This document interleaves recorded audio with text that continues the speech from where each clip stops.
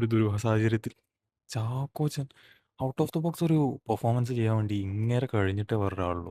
എജാതി കിടിലൻ പെർഫോമൻസ് ആണ്, കിടിലൻ പെർഫോമൻസ്.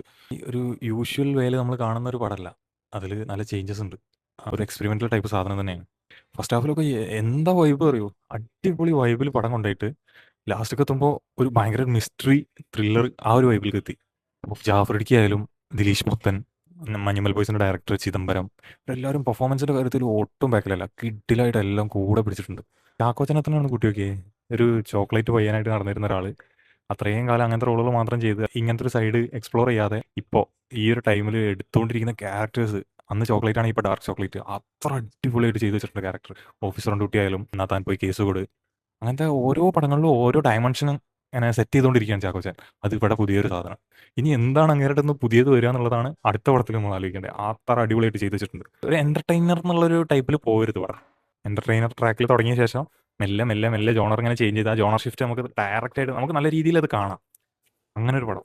കൺവെൻഷണൽ ടൈപ്പ് ഒരു ക്യാരക്ടറോ അങ്ങനത്തെ ഒന്നും ഉള്ളൊരു പടമല്ല. പക്ഷെ നന്നായിട്ട് എൻജോയ് ചെയ്തു. എങ്ങനെ പോയാലും ഒരു തിയേറ്റർ വർത്ത് പടം.